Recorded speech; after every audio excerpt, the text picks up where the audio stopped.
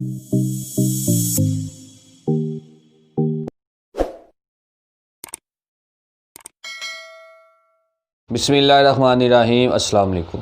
आज हमने chapter number 6 शुरू करना है और फर्स्ट टॉपिक है हमारे पास वर्क।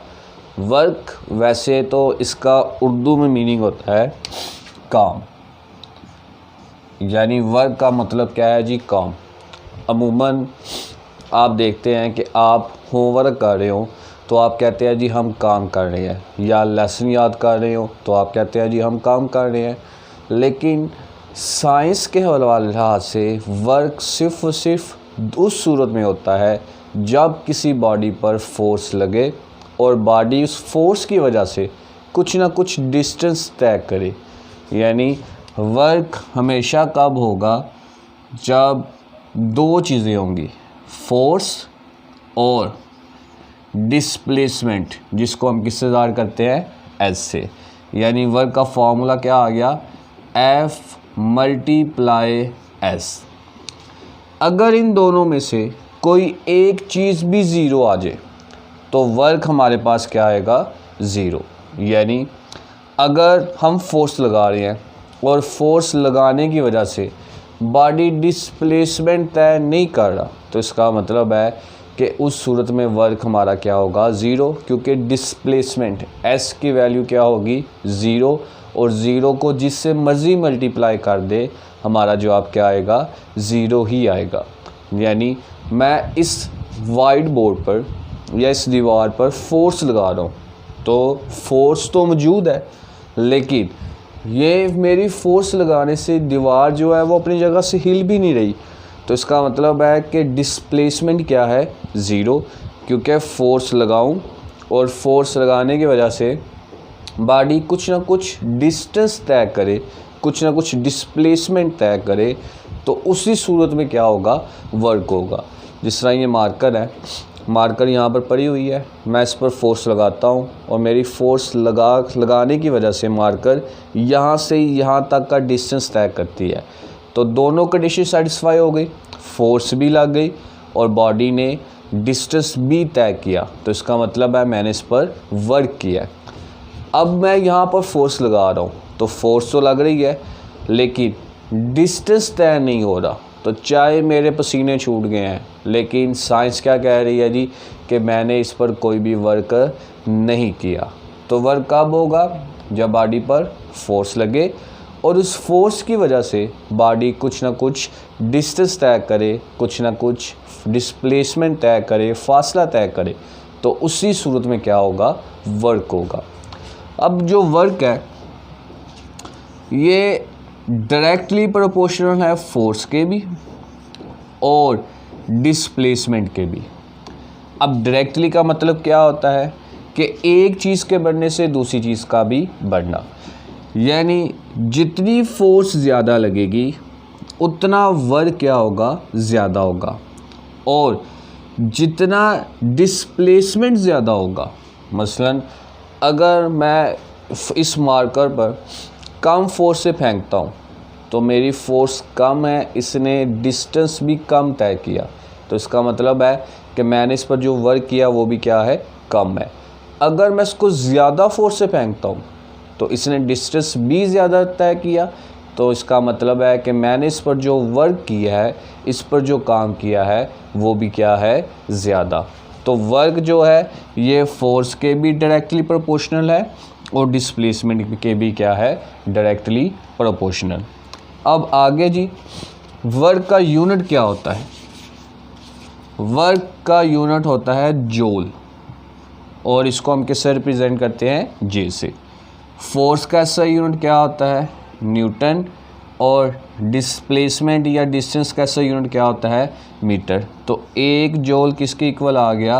1 Newton metre. तो यहीं से हम इसकी डेफिनेशन बना देंगे कि अगर किसी बॉडी पर 1 न्यूटन फोर्स लगे और वो बॉडी 1 मीटर का डिस्प्लेसमेंट तय करे तो उस बॉडी के जो वर्क होगा वो किसके इक्वल होगा? 1 जूल के। अब सम टाइम ऐसा होता है कि वर्क और यानी फोर्स और जो डिस्प्लेसमेंट है वो एक ही डायरेक्शन में नहीं होते। मिसाल के तौर पर हमारे पास यहाँ पर कोई भी एक ऑब्जेक्ट है, फ़र्ज कर लें जी कि ये एक ईंट है, ब्रिक है। अगर मैं इस पर इस साइड पर फोर्स लगाता हूँ तो इसका डिस्प्लेसमेंट भी किधर होगा, इसी साइड पर। यानी जिस साइड पर फोर्स लगेगी उसी साइड पर बॉडी जो है वो डिस्टेंस तय करेगा। लेकिन बास कंडीशन ऐसी है कि जिस हम फोर्स और डिस्प्लेसमेंट ये दोनों एक ही डायरेक्शन में नहीं होते। मसलन कि अगर मैं यहाँ पर एक स्ट्रिंग है उसको इस ब्रिक के साथ अटैच कर रहा हूँ और उसको खींच रहा हूँ, यानी जिस तरह अगर हम एक रस्सी के साथ किसी भी ऑब्जेक्ट जो यहाँ पर ज़मीन के साथ अटैच है उसको इस साइड पर पकड़ते हैं और इस तरह खींचते हैं, तो उस सूरत में फ़ोर्स की जो डायरेक्शन होगी वो इस साइड पर होगी, लेकिन बॉडी जो है वो इसी साइड पर डिस्टेंस तय करेगा। तो अगर हम इन दोनों को बुला दें तो ये दोनों यहाँ पर क्या बना रही हैं, एक एंगल थीटा बना रही हैं। अब डायरेक्शन फोर्स और डिस्प्लेसमेंट की सेम नहीं है, तो इस सूरत में हम क्या करेंगे, इस सूरत में हम चैप्टर नंबर 4 में जिस तरह फोर्स को उसके कंपोनेंट में रिजॉल्व किया था, तो यहाँ पर भी हम क्या करेंगे, फोर्स को इसके कंपोनेंट में रिजॉल्व कर देंगे। अब हम जानते हैं ये इस साइड वाला जो कंपोनेंट होता है, जो प्लेन होता है, इसको हम क्या कहते हैं, वाई एक्सिस, और इस साइड वाला जो होता है इसको हम क्या कहते हैं, एक्स एक्सिस। तो अगर हम ये फोर्स है इसको कंपोनेंट में रिजॉल्व कर दिया तो ये इसका कंपोनेंट कौन सा बन जाएगा, एफ वाई, और इस साइड पर जो कंपोनेंट है ये क्या बन जाएगा, एफ एक्स। अब हम चाहे फोर्स इस डायरेक्शन में है लेकिन बॉडी डिस्टेंस किस डायरेक्शन में तय कर रही है, इस साइड पर, तो इसका मतलब है कि जो अलोंग वाई एक्सिस है उस सूरत में कोई भी डिस्प्लेसमेंट जो है वो तय नहीं हो रहा, तो इसका वाई कंपोनेंट क्या आएगा, 0। वर्क में कब होगा, सिर्फ और सिर्फ एक्स कंपोनेंट की वजह से। अब वर्क का फॉर्मूला क्या होता है, work equal to F S. अब फोर्स को हमने चूँकि कंपोनेंट में रिजॉल्व कर दिया है, वाई कंपोनेंट इसका क्या है, 0। सिर्फ और सिर्फ कौन सा कंपोनेंट इसका मौजूद है जी, एक्स कंपोनेंट, और चैप्टर नंबर 4 में ही हमने पढ़ा था F X equal to F cos theta. इसी तरीके से एफ वाई पढ़ा था एफ साइन थीटा। लेकिन चूँकि इसकी वजह से कोई भी वर्क डन नहीं हो रहा, ये इस सूरत में कोई भी डिस्प्लेसमेंट तय नहीं हो रहा, तो एफ वाई तो वैसे ही 0 बन गया, पीछे क्या बच गया, एफ एक्स। तो अब इसका फॉर्मूला बन जाएगा F X S, W equal to F X की वैल्यू क्या होती है, एफ कॉस थीटा। तो एफ एस को पहले लिख लें और एंगल को क्या कर दिया, बाद में लिख दिया। तो इस सूरत में जो वर्क होगा उसका फॉर्मूला क्या बन जाएगा, एफ एस कॉस थीटा। और इस सूरत में वर्क हम कैसे फाइंड कर सकते हैं, एफ एस की वैल्यू, यानी हमें यहाँ से पता चल जाएगा, क्योंकि जो हम फोर्स लगाएंगे वो हमें पता होगा कि हम कितनी फोर्स लगा रहे हैं, जो बॉडी ने डिस्टेंस तय किया है वो कितना है, और ये जो एंगल है ये हम प्रोटेक्टर की मदद से कैलकुलेट करेंगे। सारी वैल्यूज़ को यहाँ पे पुट कर देंगे तो हमारे पास क्या आ जाएगा, वर्क आ जाएगा।